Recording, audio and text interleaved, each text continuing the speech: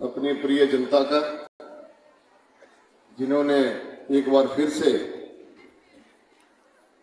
मुझ पर विश्वास करके अपने मतों का मतदान किया और तीसरी बार अपनी सेवा करने का मौका दिया, उसके लिए मैं आपका दिल की गहराइयों से कोटि कोटि नमन करता हूं।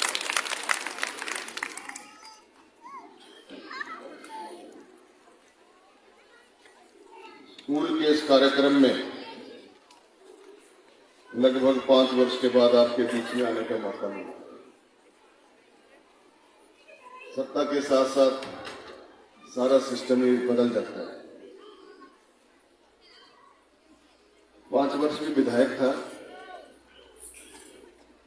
लेकिन कोई मेरे पास आया नहीं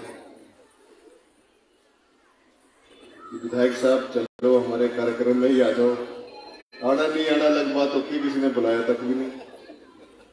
ऐसा क्या हो गया? लोकतंत्र में सरकारें आती जाती रहती हैं, कभी कोई दल सत्ता में आता है, कभी दल सत्ता में आता है, लेकिन विधायक तो विधायक ही होता है, जनता के द्वारा चुना जाता है और विधायक के द्वारा ही आपकी समस्याओं को विधानसभा के पटल पर रखा जाता है।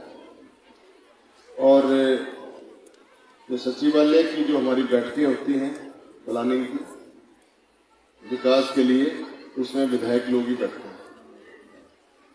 एक परिपाटी जो हमारे लोकतंत्र में जो ये चली आ रही है कि सरकार बदलते ही आस्थाएं बदल जाती हैं, उसको थोड़ा बदलने की जरूरत है। चुना हुआ व्यक्ति किसी भी दल से, उसका मान सम्मान होना चाहिए। वो व्यक्ति का मान सम्मान नहीं होता, जो हमारे प्रबुद्ध नागरिक हैं, जो जनता है, उसका मान सम्मान होता है। इसका विशेष ध्यान रखना चाहिए और इसको बदलने की हिम्मत रखनी चाहिए। बदली के डर से ये सब काम नहीं होने चाहिए, मैं ऐसा समझता हूं, ऐसा मानता हूं। जो लोग नौकरी पेशा में हैं, उनको हमेशा यही डर सताता रहता है कि पता नहीं कहां बदली हो जाएगी। ये छोटी बात है। हमें समाज को दिशा देनी है और समाज उत्कृष्ट जीवन जिए, हमारे बच्चे उत्कृष्ट भावना को लेते हुए इस समाज का निर्माण करें, उनको नई दिशा देने की जरूरत है। लोकतंत्र में अपनी अभिव्यक्ति करना हर व्यक्ति का अपना अधिकार है, लेकिन उन अधिकारों को राजनीतिक रंग देना बहुत शर्मनाक विषय है, ऐसा मेरा मानना है। उससे होता क्या है? आपका अपना विकास रुक जाता है, संस्थान हमारे राजनीति के भेंट चढ़ जाते हैं और जो काम समय पे होने होते हैं वो होते नहीं। मेरी बात का बुरा मत मानना, जो मेरे दिल में आता है मैं सच्चाई बोलता हूं और सच्चे मन से बात करता हूं। घुमा फिरा के बात करना मुझे अच्छा नहीं लगता। जो सच्चाई होती है मैं स्पष्ट रूप से बोल देता हूं। हमें बदलाव लाना है अपने कर्मों में, अपने व्यवहार में, तभी हम अपने बच्चों के भविष्य को सुरक्षित कर सकते हैं। राजनीति के मंच अलग होते हैं, वो 2 महीने पहले थे, तब खूब जोर लगाया सबने, हमने भी जोर लगाया, हमारे जो साथ में विरोधी थे उन्होंने भी खूब जोर लगाया। अब उसके बाद जब हम बन जाते हैं तो हमारा कर्तव्य बनता है कि हम सब मिलजुल कर अपने क्षेत्र का विकास करें और इस क्षेत्र को एक नए आयाम पर पहुंचाएं, और तभी हो सकता है जब हर व्यक्ति का इसमें योगदान है। ऐसा नहीं होता कि कोई विधायक बन जाता है तो वही सर्वोपरि हो जाता है। हर वोटर, चाहे वो गरीब है, चाहे वो कम पढ़ा लिखा है, कोई ज्यादा पढ़ा लिखा है, हर व्यक्ति के दिमाग में कोई न कोई सोच की उपज होती है कुछ अच्छा करने की। यदि उसको हम सब समावेश कर लें अपने अंदर और विकास में उसको जोड़ लें, समाज के उत्थान के लिए जोड़ दें, तो शायद हमारे समाज का बहुत अच्छा विकास हो सकता है। ये मेरा मानना है। और स्कूल से बहुत से होनहार छात्र छात्राएं जिन्होंने यहाँ से शिक्षा ग्रहण की है या कर रहे हैं, जिन्होंने ग्रहण की है वो बहुत ऊंचे स्थानों पर पहुंचे हैं। उसमें से बहुत से लोग आप यहाँ बैठे हैं, कोई रिटायर्ड प्रिंसिपल हैं, कोई कैप्टन हैं, कोई प्रशासनिक अधिकारी हैं, कोई सरकारी कर्मचारी हैं। अपने अपने समय काल के अनुसार और अनुभव के अनुसार अब आप लोग आगे बढ़े, तो इसी स्कूल से आप लोगों ने शिक्षा ग्रहण की और आगे बढ़े। जहां पहले शिक्षा ग्रहण करना बहुत मुश्किल काम होता था, आज तो इंटरनेट का जमाना है, डिजिटल का जमाना है। आज तो मोबाइल के ऊपर भी शिक्षा ग्रहण कर सकते हैं। बहुत बदलाव आया है सिस्टम के अंदर। तो आज जहां मानसिक रूप से छात्र छात्राओं के ऊपर भी दबाव है, अभिभावकों के ऊपर दबाव है अपने बच्चों के भविष्य को लेकर, उसके लिए हम क्या अच्छा कर सकते हैं, उसके लिए हमें विचार करना चाहिए। उसके लिए आप लोगों को सुझाव देने चाहिए, इसके लिए ऊपर परिचर्चा होनी चाहिए। जो शिक्षा हम अपने बच्चों को दे रहे हैं, उस शिक्षा के माध्यम से उनके भविष्य को कैसे सुरक्षित करना है ताकि उनके अंदर हीन भावना पैदा ना हो, उसके लिए हमारी विचार गोष्ठियां होनी चाहिए। और जो हमारे पुराने लोग हैं और जो नए लोग हैं, उनके विचारों का समावेश होना चाहिए ताकि हम अपने बच्चों को सुरक्षित शिक्षा दे सकें, उनके भविष्य के लिए अच्छी योजनाएं बना सकें और हमारा जो क्षेत्र है उसका अच्छे से विकास हो। और अपने जो बच्चे स्कूल में पढ़ने आते हैं, उनके अभिभावकों को भी ये भरोसा रहे कि हम अपने बच्चों को शिक्षा दे रहे हैं, तो एक न एक दिन हमारा बच्चा समाज के उस क्षेत्र में जाएगा जहां हमारा नाम रोशन करें। तो ये तभी संभव है जब हम मिलजुल कर प्रयास करें। और शिक्षा के क्षेत्र में अभूतपूर्व विकास हुआ है हमारे प्रदेश के अंदर। जब भी पूरे देश के अंदर आकलन होता है शिक्षा के क्षेत्र में, स्वास्थ्य के क्षेत्र में और मूलभूत सुविधाएं उपलब्ध कराने के क्षेत्र में, तो हिमाचल कहीं किसी से पीछे नहीं है। लगभग चौथे या पांचवें स्थान पर हमारा नाम लिया जाता है। छोटा सा प्रदेश है, लेकिन यहाँ के लोग बहुत हिम्मत वाले, मेहनती हैं, हर चीज को बहुत बारीकी से समझते हैं और देखते हैं। आगे बढ़ने की ललक है और ये ललक हमेशा आगे जारी रहनी चाहिए ताकि हम लोग जो हैं पूरे देश के अंदर प्रथम स्थान पे आए। ये हमारे अंदर मादा होनी चाहिए। और आपके स्कूल का तो बहुत पुराना इतिहास है। 1954 में स्कूल आपका ये बना।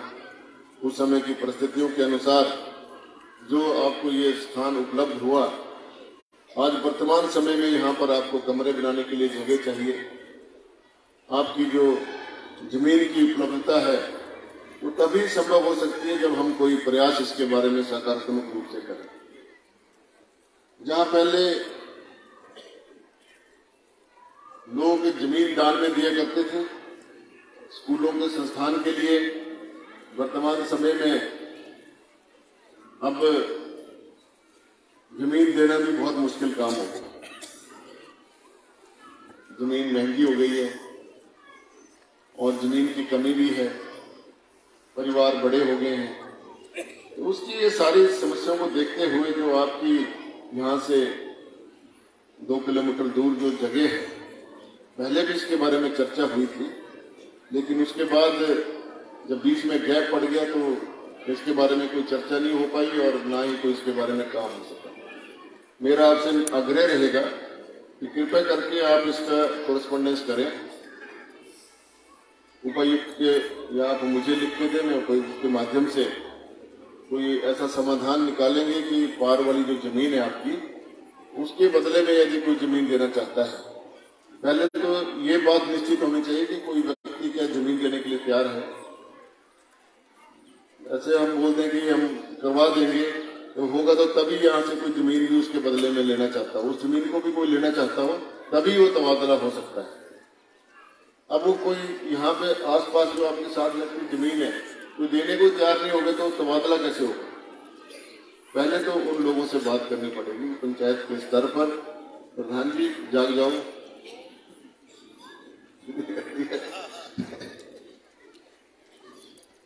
बार अब यहाँ जो स्थानीय लोग हैं उनसे चर्चा करें कि जो पार वाली जमीन है कोई उसको लेना भी चाहता है, उसकी बात हम तभी आगे बढ़ाएंगे जब कोई यहाँ पे जमीन देने को तैयार हो।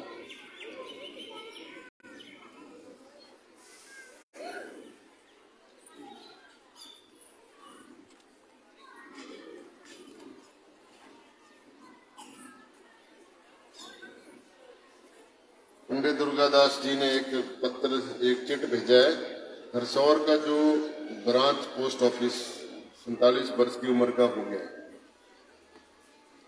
इसकी आप अपग्रेड करने की बात कर रहे हैं।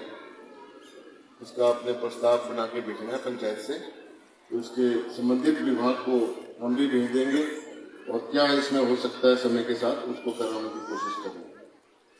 और साथ में जो आपका यहाँ पे पेवर ब्लॉक की आपने बात कही थी साइंस लैब के बाहर, उसका भी आप प्रकलन बनाएं सुरेश जी, इसका एस्टिमेट बना के देना है। ये यहाँ पर साइंस लैब है, उसके साथ जो खाली जगह है उसमें पेवर ब्लॉक लगाना है। दूसरे आपने यहाँ का जो ये मैदान है आपका, इसको समतल करने की बात है और इसका पानी की निकासी की बात है, तो इसको पानी की निकासी होगी कहाँ, इसके बारे में भी आपको इसका एस्टिमेट बनाना है और पानी कहाँ पे आप उसको ड्रेन करेंगे। पानी कोई लेगा स्कूल का तभी तो भर जाएगा, अगर बाहर कोई नहीं लेगा तो एक हार्वेस्टिंग टैंक बना के, बड़ा हार्वेस्टिंग टैंक बना के यहीं पर अंडरग्राउंड उस पानी को स्टोर करके और वही पानी आपको रिसाइकिल करके अपने यूज करने के लिए आगे। इसकी आपको इसका प्रकलन बनाएं आप, पूरी इसकी जो डिजाइनिंग करके अच्छे से, अगर 2 टैंक बनते तो दो टैंक बने, इस तरफ बन जाए, किस तरफ बन जाए, और वही उसी टैंक का पानी रिसाइकिल होके आपके जो वेस्ट यूज के लिए पानी आपके यूज हो सकता है। इसके आप बनाएं इसका। और दूसरा आपने हैंडपंप में मोटर डालने की बात करी है, इसका भी हम सर्वे करवा देते हैं। अगर इसमें पानी ठीक है और डिस्चार्ज ठीक है हैंडपंप का, तो इसमें मैं भरोसा दिलाता हूँ आपको, इसमें जल्दी ही इसमें मोटर लगवा देंगे। अप्रैल मध्य मार्च में जो बजट सेशन होगा इसके बाद इसमें आपको मोटर डलवा दी जाएगी। और जो आपकी बिल्डिंग की जो छत है जो टपक रही है, इसका आपने कोई प्रकलन बनाया है कि नहीं बनाया मुझे मालूम नहीं, इसका भी आप प्रकलन बनाकर दें। इसमें जितना खर्चा होगा उसको हम बियर करेंगे, आपको उसके लिए पैसा दिलवाएंगे इसके लिए। और जो आपने कमरे की बात की है, इसका भी एस्टिमेट बना के दें। बनाए कोई एस्टिमेट इसका, बजट है तो कमरा कम रहा, तो उसको बनाओ कि क्या प्रॉब्लम है। और ये आपकी 4-5 जो डिमांड्स थी, और परीक्षा भवन जो आपका पर्याप्त नहीं है, उसको उसमें जगह है एक्सटेंशन की। जो विलेज बरामदा इसको कवर करना है, इसमें है स्ट्रेंथ बिल्डिंग में देख लेना Suresh ji, load bearing capacity देख लेना इसकी, या इसके ऊपर ही कोई बन सकता हो स्ट्रक्चर टीम का, वो सारा एक्सरसाइज करके मुझे करना। तो ये आपकी मांगे थी। और जो यहाँ से आपके बच्चे जो आपका 100% 100% जो आपका रिजल्ट रहा है, उसके लिए मैं आपको बधाई देता हूँ। और सभी बच्चों को और सभी अध्यापकों को भी बधाई देता हूँ जिन्होंने बच्चों को बहुत ही अच्छे गाने सिखाए हैं, डांस सिखाए हैं। बच्चे भी प्रतिभाशाली हैं। यहाँ जिस स्कूल में जाते हैं बच्चे बड़ी उमंग के साथ अपना सांस्कृतिक कार्यक्रम प्रस्तुत करते हैं, तो अच्छा लगता है देख के कि किस प्रकार से जो समय के साथ साथ हमारे बच्चे कितने प्रतिभाशाली हैं। प्रतिभाशाली भी तभी है जब हमारे अध्यापक प्रतिभाशाली है, उनको सिखाने की ललक है। और इन सब चीज़ों के लिए मैं सांस्कृतिक कार्यक्रम को बढ़ावा देने के लिए 11,000 रुपये की राशि देने की घोषणा, और उम्मीद करता हूं कि आप इसी प्रकार से निरंतर आपके स्कूल का रिजल्ट 100% निकलता रहे और बच्चे हमारे आगे बढ़ते रहें। थोड़ा सा म्यूजिक में जो गाना अभी चमाकड़ा बजा रहे थे वो कुछ समझ नहीं आ रहा था। जो चमाकड़ा की जो गीत है वो बहुत सुंदर गीत है। उसमें जो प्रस्तुति बच्चों ने तो अच्छे अभिनय किया उसमें, लेकिन वो जो आपका म्यूजिक था उसमें पता ही नहीं लग रहा था क्या गा रहे हैं। कृपया इन चीजों का विशेष ध्यान रखें, चालू काम नहीं होना चाहिए। अच्छा अब पता नहीं सॉन्ग भी ऐसा था क्या था, बहुत तेज आवाज में था, गाने वाले की आवाज कम थी और म्यूजिक उसमें जा रहा था। जो ओरिजिनल जो हमारे सांस्कृतिक कार्यक्रम है और ओरिजिनली उसमें अच्छे लगते हैं, ये इसका विशेष ध्यान रखना चाहिए। क्योंकि स्कूल के बच्चों के कार्यक्रम में अभी बहुत से कार्यक्रम में देख रहा, फौजी भी तैयार हुए हैं और लाठी वाले बच्चे भी तैयार हुए हैं। बहुत से अभी कार्यक्रम आपके देखेंगे, श्रवण करेंगे आपके बीच में। और मैं क्षमा चाहूंगा, थोड़ा देरी हो गई, मैं 1 घंटा 1.25 घंटा लेट आया आपके कार्यक्रम में, और उसके लिए मैं शर्मिंदा भी हूँ, क्योंकि बच्चे भी बोल रहे होने की विधायक नेता लोग लेट ही आते हैं। काफी देर आपको इंतजार करना पड़ा, पर उसमें जानबूझकर देरी से नहीं आया। कुछ और सामाजिक कार्यक्रम थे, 3-4 कार्यक्रम थे, तो उस वजह से थोड़ा आपके बीच में देरी से आया। उसके लिए मैं आपसे क्षमा चाहता हूँ और आइंदा के लिए विशेष ध्यान रखूंगा कि समय पर पहुंचूं, क्योंकि पंक्चुअलिटी जो है वो अनुशासन के अंदर होनी चाहिए। तो और एक बार फिर से मैं आप सबको बहुत बहुत बधाई देता हूँ इस कार्यक्रम के लिए, और आने वाले भविष्य के लिए आप सबको बहुत बहुत शुभकामनाएं, बहुत बहुत बधाई। नए साल की बधाई, नई सरकार की बधाई। हमारे नए मुख्यमंत्री बने हैं हमारे जिला से, मेरे सहपाठी हैं, इकट्ठे ही हम शिमला में पढ़ते थे कॉलेज में, और वहाँ से हमने साथ साथ पढ़ाई की, साथ साथ नगर निगम शिमला में पार्षद बने। वो आकर नदौर से विधायक बन गए, मैं बक्सर से विधायक बन गया। ये भाग्य की विडंबनाएं कुछ ऐसी होती हैं, कर्म ऐसे होते हैं इंसान के, ये सोचता कुछ है, होता कुछ है, जाना कहीं और होता है, पहुंच कहीं और जाता है। ये कोई इंसान के बस की बातें नहीं होती हैं। ये सारा जो ईश्वर है, जो परमात्मा है, जिसकी हम पूजा अर्चना करते हैं, सब उसकी देन है, और साथ में अपने कर्म भी होते हैं। तो इन सभी उसको देखा जाए तो आज हमें एक आम घर से निकला हुआ व्यक्ति मुख्यमंत्री के रूप में मिला, और वो बहुत गहराई तक सोचने वाले व्यक्ति हैं। मैं देख रहा हूँ जब से वो बने हैं, तब से रात के 2-2 बजे तक वो काम करते हैं और सुबह फिर 7-8 बजे शुरू हो जाते हैं। जिस प्रकार से उन्होंने कोशिश की है कि हम नई चीज अपने प्रदेश के अंदर लाएं, चाहे वो पर्यटन के क्षेत्र में, चाहे शिक्षा के क्षेत्र में, चाहे स्वास्थ्य के क्षेत्र में, लगातार वो जो हमारे बुद्धिजीवी वर्ग है, अधिकारी लोग हैं, उनके साथ चर्चा करके, उनके साथ बैठक करके इस प्रदेश को नई सोच देने की कोशिश कर रहे हैं। उसमें आप सभी का सहयोग जो है हमें चाहिए, हम भी उनके साथ हैं। इसलिए एक बार फिर से आपका बहुत बहुत धन्यवाद। जय हिंद, जय हिमाचल।